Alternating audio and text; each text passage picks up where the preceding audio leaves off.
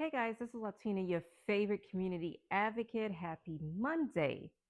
So let's talk about the New York governor's race. A lot of people have DM'd me about their concerns.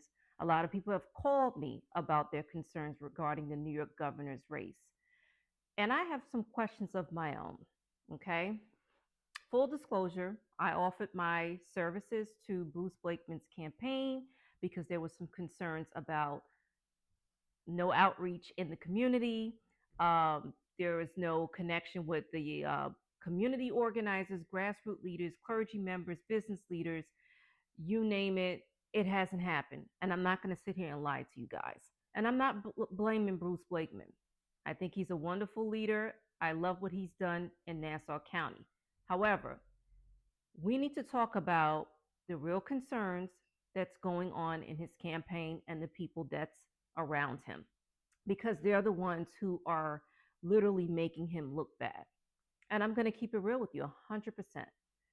There has been no coalitions in New York City. And to my understanding, to run for a governor's race, you need to get over 30% of the votes in New York City. You cannot win an election by just focusing on upstate and Long Island. It doesn't work that way. And we do have, a majority of Hispanics who do vote Republican because they're like pulling away from the Democratic Party. And of course, the Jews are also going through, you know, um, anti Semitism. They're dealing with a lot right now. So they're also looking for a candidate that's going to represent them. The Black community, we're looking for somebody who's going to represent us and hear us out because it doesn't start with the Jews or end with the Jews. Because now you have a jihadist mayor who wants to strip away generational wealth from the Black community. So this affects all of us, all of us. This is communism in the works. My concern is that why hasn't the outreach happened yet? You're now approaching April. Governor Hochul has an army of people. She's had people assembled from last year, and she doesn't have a primary, okay?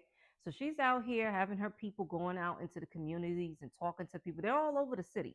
Even though the Black people, the Black community, we're not keen about Governor Hochul because she said some things that were pretty racist and vile. And we don't forget and we hold a grudge, okay? Bruce Blakeman's campaign hasn't done anything.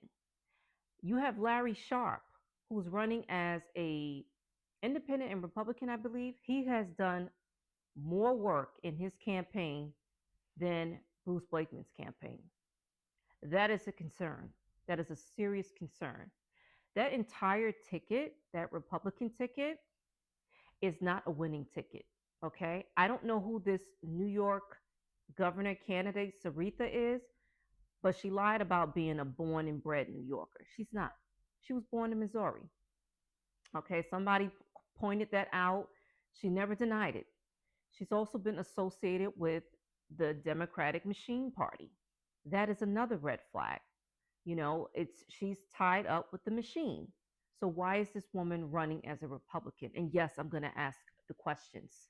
Okay? You had a really good candidate, Michael Henry, who was running as a Republican against Letitia James. He was a threat. They were terrified of him. They didn't know what to do. And I know this for a fact because people from the inside have spoken to me about their concerns and that, they didn't think that Letitia James was going to be able to beat Michael Henry. Also, another great candidate, Congresswoman Elise Stefanik. When she was running for governor, everybody was super excited and stoked about her running. One, she's a woman, Catholic, married, a millennial. She literally woke up millennials and Gen Z. We were all looking forward to it. Okay. She was the biggest threat against Governor Hochul. And I know this for a fact because people have called me about Elise Stefanik and they're like, that's the one that's going to take down Governor Hochul. She's out of the race. You had another potential candidate, Joe Pinion, who wanted to run for Congress. Didn't get the support. I heard nothing more about, supporting him. The New York GOP is really doing a disservice to voters. And I think it's really disgusting because we are in a situation now where there is a massive communist takeover happening in our local elections and state elections, and you guys are taking this as a joke. You're not taking this seriously.